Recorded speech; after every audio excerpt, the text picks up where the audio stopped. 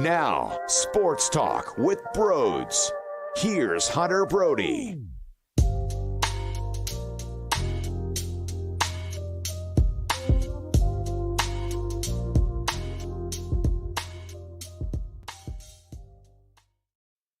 We are going to pretend like Game 3 did not happen. The Phillies take 2 of 3 down in Miami. But reality is, the 9-game streak that's about to occur, it's monstrous. It will tell the difference on how we feel heading into the postseason. I will give a round of applause to this squad for beating up on the opponents they were supposed to beat basically all year long. Of course, there were ones that were a bit uncomfortable. For example, the Chicago Cubs, or for example, when they played the Arizona Diamondbacks. Things did get ugly at times, but at the end of the day, there's a reason why they are on the pace to win as many games as they are. But Atlanta, Toronto, Atlanta, it is time to show your balls. It is time to show us what type of team you are going to be. And there has been a lot of positives, whether it's Nick Maton 0-2 against Alcantara. And by the way, this team beating up on an NL Cy Young caliber dude the way that they have this year. In what world? Does one squad beat up on one man that is so damn dominant and so damn lethal? How does it happen?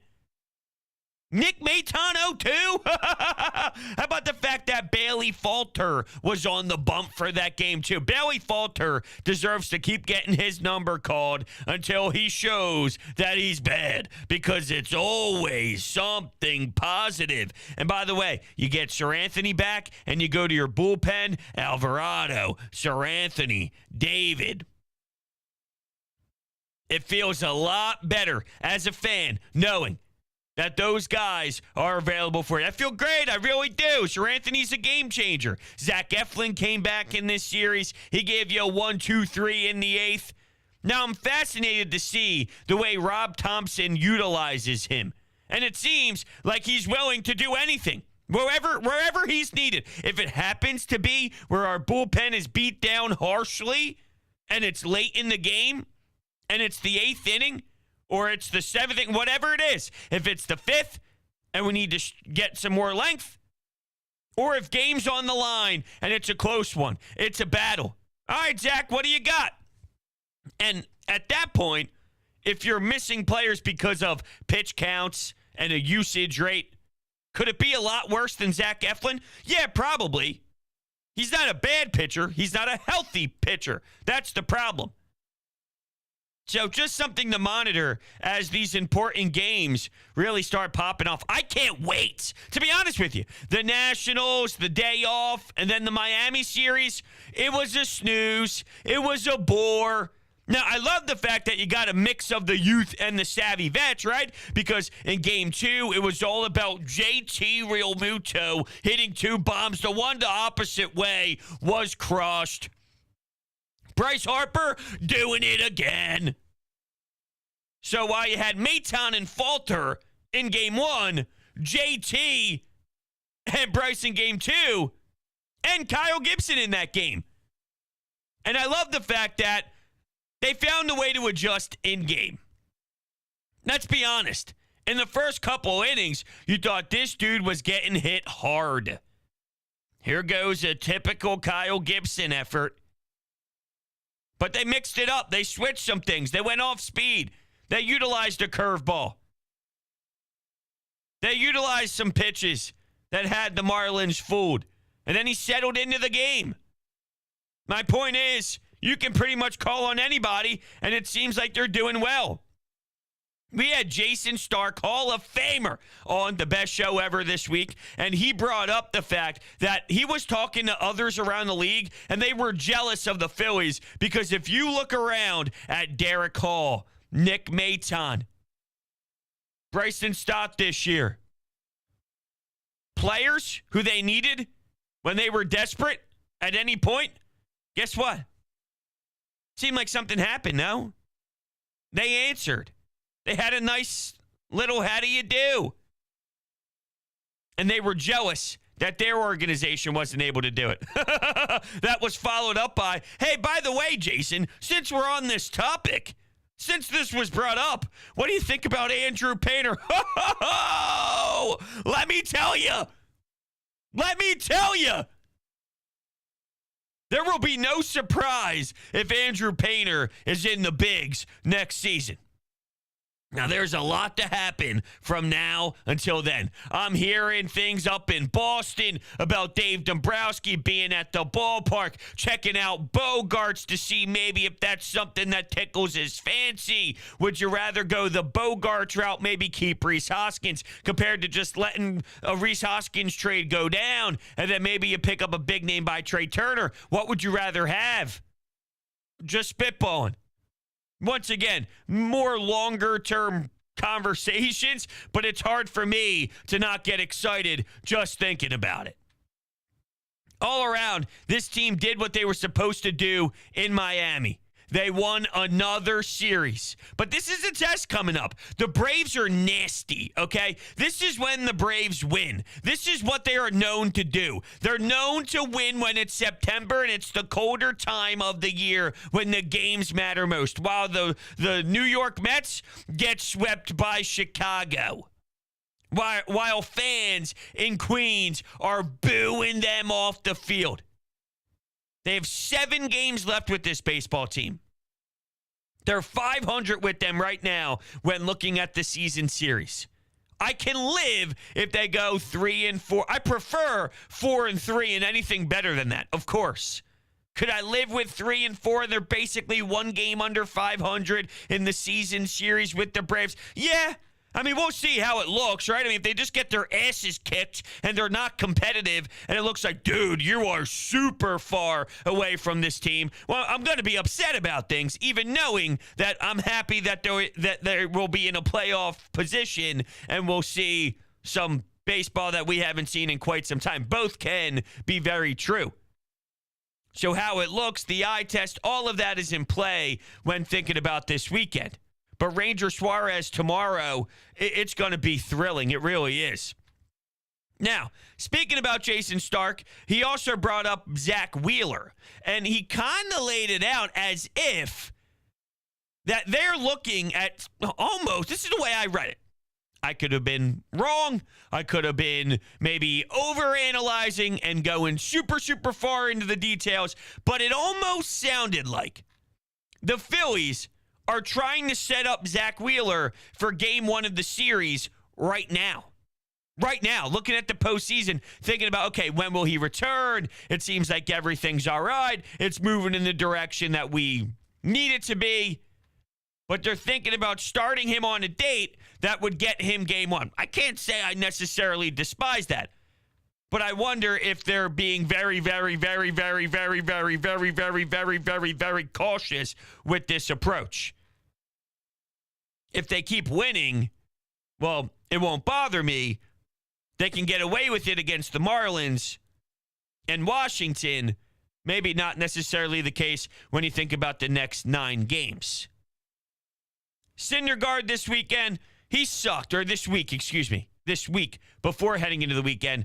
6 innings, 4 earned runs. He's nothing. I mean, he leaves pitches over the part of the plate. But once again, this has been touched on multiple different times. But take away the name Noah Syndergaard.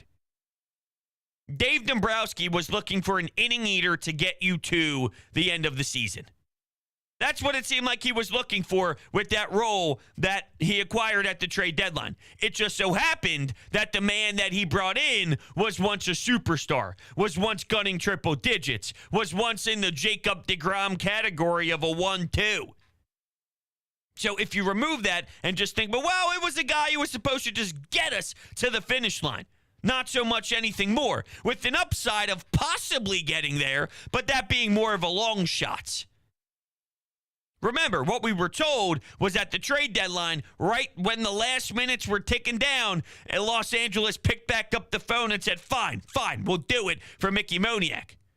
My point being is, was there a chance at one point they're like, all right, look, I mean, if we can't get him, we can't get him. Whatever. We'll figure it out from there.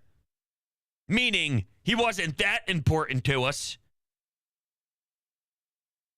He stinks, though. The only thing positive out of Game 3 was Marsh. And they thought that maybe there was more to unlock in Marsh. And he was all confused at the plate. This dude's playing electric defense. And this is someone that they believe in for years to come. This is someone who's tied down here, and the roots will be grounded here for some time. 4 hits? Crazy. Some injuries, though, that happened. I'm surprised that nobody followed up with Rob Thompson after the game about where Edmundo Sosa is right now with his health. He ended up having the hamstring injury. I brought up Nick Maton early, right, for a reason, because the kid sparked the team. Well, we can't talk about the 2022 Philadelphia Phillies without Edmundo Sosa. And he's limping away after running through first base, and we got no update on him. Rhys Hoskins got hit by a pitch in Game 2, ended up not dressing for Game 3. Hopefully that's something. It could have been a lot worse. You saw the replay and where it hit on the hand. And at this point, we all have PTSD thinking about Bryce Harper getting hit in that range. So it's always going to be a little bit of a stomach pit or pit in your stomach. Just the heart dropping, making you feel awful and nauseous. So when you saw that he stayed in the game, you figure that was great. Before you know it, Jim Salisbury and the rest of the crew are saying, yeah, he has to leave. Alec Boehm's going over to first base because he needed some x-rays. Thank the Lord, it ended up being that it was negative. But it's hard for me to really know and judge what all of this actually means, because they always kind of play games when it is in regards to the health. Mike in the chat says Hoskins is not a big loss. In what world? In what world is Rhys Hoskins not a big loss? Of course it's a big loss. What do you mean? He's a power bat in your lineup. A guy who how many homers is he at right now? 28 maybe? As Kyle Schwarber ended up hitting another one. He's at 28 home runs, hitting .250 with 71 RBI. I think that's a pretty big loss. I mean, I'm going to be honest. Excuse me, I had to fix my headphones there. And they were even talking about Gene Segura at the top of the lineup during the broadcast later on after the game was over about the difference in when he's hitting at the back end of the lineup compared to when he was hitting up towards the north side, and it's completely night and day. That double play kind of hurt for sure, and when Marsh had a triple and no one knocked him in, that was sort of a tone setter for the loss. Because, well, then Thor took the mound right after that, and the Marlins took the lead. So, not that this team couldn't fight back against the Marlins. They had their chance, and Gene Segura grounded out into a double play, but, you know, it kind of is what it is. I'll tip my cap here. I thought the Phillies really fought until the end. I mean, Gene Segura hustled his ass off to get to first base, almost beat out the double play. You're going to hit a ground ball. That type of stuff happens, but it's more about your approach after that. And, you know, he left everything out there. I thought you think about the inning after that, too. It's just, you know, they put someone on. They ended up tacking on a run just to keep the game going. Pretty much saying, all right, Marlins, if you beat us, we're going to draw this out as long as humanly possible. But my eyes are all set on what's going to happen in Atlanta. So, yeah, that's really what I saw in this series of Miami. I'm looking at some things here with JT. JT's been ridiculous. He really has been ridiculous. He said something post-game, though, that kind of pisses me off. Now, this is more me just being me. All right, this is typical Broads, maybe just being myself. You know what he said after the game? He was asked about how much he was playing behind the plate. JT, I can't believe you're producing as much as you are right now. You're playing a lot of time behind the plate. Tell us a little bit about it. The audacity of this man looking into the camera with the headset on. You know what he says? I just love being out there for my team. I love being available for my team. I take pride in being behind the plate for my team. How ironic. Because I remember you not doing everything to be there for your team. I'm just saying. You've been great. You've been awesome. You've been a key reason why this team has kept up pace recently. The power's been sensational. But you're a liar. You didn't do everything. You don't care that much. You may think you care. You don't care as much as you think you do. Because there's something that you won't do to be there for your teammates. All right. Yeah, I guess we'll throw an anytime hotline call in here. I guess. All right, here we go. Hey, bros. I really like what you do, and sometimes I get upset when you're not after a game for the Phillies. You didn't post something, but no, you do a great job. And all I want to say is the Braves is a big series. We can't just assume that we're making the playoffs.